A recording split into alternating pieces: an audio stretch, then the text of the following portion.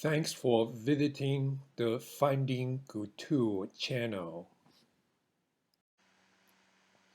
Our topic today is Plato on being and the neo philosophy. I am Gutul, Gutul. First, let's review what has been said in the first part of Plato on being. Plato says in SOPHIST, we must reawaken our understanding of the questions. What is being, and what is it for something to be? To restate Plato's questions, we have the following two to answer. One, what is being? For example, what is human being? What is God being? Two, what is being X? For example, what is being human? And what is being God? This slide is just to remind us how being was defined. Being is a name. This slide shows that if we remove all the beings in the table on the last slide, there is absolutely no effect at all. Therefore, being is not only just a name, but also an unnecessary convenience or redundancy in our language and in philosophy. Being is a necessary convenience or redundancy because X being equals X and equals being X. Why is that X being equals X and equals being X? First, X being is that an entity which is named or labeled X. Therefore, X being equals X. Secondly, since X is made of substance and space, the latter of which is a property space, everything there is to know about X, its composition, its meaning, its properties, and its attributes, is embedded in X being as itself and X being in itself. Therefore, being X equals X being as itself plus X being in itself. Thirdly, since by definition, X being equals X being as itself plus X being in itself. Therefore, X being equals X equals being X. While being is an unnecessary convenience or redundancy in language and in philosophy, time is an unnecessary convenience or redundancy in mathematics and physics. For the detail of the second part of the statement above, please consult the following book. It's Being and Time, a Closure, published by Gutul on Amazon.com. This slide shows how being is clearly and cleanly defined. It also contains the physical world of the universe and the world of our consciousness or knowledge. The physical world of the universe is made of X being as itself and X being in itself. The study on X being as itself and X being in itself is physics. The world of our consciousness or our knowledge is made of our consciousness of X being as itself and our consciousness of X being in itself. The study of our consciousness of X being as itself and in itself is epistemology. This table covers pretty much everything there is to know about epistemology as a philosophy. Blocks A, B, C, D, E, and F in the table contain our consciousness of X as itself, not X as itself. For example, what is in block A is our consciousness of time, not time. Is our consciousness of space, is not space. What is in block C is our consciousness of substance, causality, logic, or mathematics, not substance, causality, logic, or mathematics. What is in E includes our consciousness of God, not God. Our consciousness of X exists, not necessarily true always for X. That's why Kant says a priori synthetic is possible, a posteriori synthetic is empty. This table looks complicated and can be intimidating. Let's break it down as follows. The column to the left lists the types of our faculty of knowing. 1. Sensibility. 2. Understanding and analysis.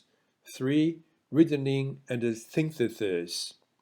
Sensitivity is that which objects are immediately given in intuitions and sensations. Understanding and analysis is the faculty of using categories through analysis by which objects are thought via concepts. Reasoning and synthesis is the faculty of forming ideas through synthesis by which the unconditioned, that which transcends beyond space and time, is thought through ideas of pure reason or pure ideas. The column in the middle is our a priori knowledge. It includes our intuitions, concepts, and pure ideas. The column to the right is our a posteriori knowledge. It includes our sensations, concepts, and pure ideas. Therefore, block A is a priori intuition. Block B is a posteriori sensation. Block C is a priori analytic. Block D is a posteriori analytic. Block E is a priori synthetic, and block F is a posteriori synthetic. Kant famously says, a priori synthetic is possible, but a posteriori synthetic is empty. Block A includes our intuitions of space and time. Block B includes our sensations of sight, sound, scent, taste, touch, and thought. Block C includes our concepts of substance, causality, logic, and mathematics. Block D includes our concepts of definitions, quantifications, and theorems in physics, chemistry, and biology. Block E includes our pure ideas of being alive, our pure idea of self, our pure idea of being pure, our pure idea of like, our pure idea of good, our pure idea of perfect, and our pure images of perfection in the form of God, Allah, and Buddha, and our pure ideas of empathy, sympathy, and morality. Block F contains our pure ideas in evolution theory, creation theory, and reincarnation theory. We have gone over our consciousness being us itself in great details. What is then our consciousness being in itself? Our dualistic consciousness or our knowledge, like our consciousness of time as itself, is the dualistic before or after. Our consciousness of space and substance as itself is the dualistic something versus nothing. Our consciousness of causality, logic, mathematics, and physics as itself is the dualistic true or false. Our consciousness of self, life as itself is the dualistic self or other, life or death. Our consciousness of pure, like, as itself is the dualistic pure or blemish, like or dislike. And our consciousness of good, perfect as itself is the dualistic good or evil, perfect or imperfect. They all come from our dualistic or differentiating heart, or simply duality. Therefore, their being in itself is duality. But our empathetic, sympathetic, and moral consciousness as itself is the non-dualistic self equal other. They come from our non-dualistic or non-discriminating heart, or simply non-duality. Therefore, their being in itself is non-duality or symmetry. It's said that there are three major branches in philosophy. One, ontology, a study of being. Two, epistemology, a study of knowing. And three, phenomenology, a study of phenomena. We have gone over ontology and epistemology already. Phenomenology addresses the following three questions. 1. What is phenomenon? 2. How to understand phenomena? 3. What is phenomenon's nature?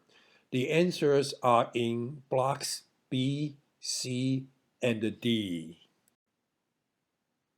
In phenomenology, we use block C, that is a priori analytic, to investigate block B, that is a posteriori sensation, to arrive at block D, which is a posteriori analytic, and that is phenomenology, simply a part of epistemology.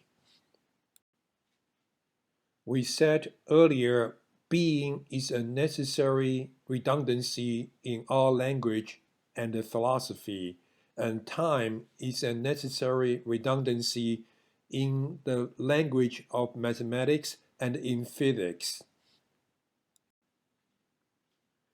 We include this table in this presentation to substantiate the claim by Couture that he has brought a closure to being and time. This concludes Plato on being and neo-philosophy. Here is one clue for finding Couture. Bye-bye.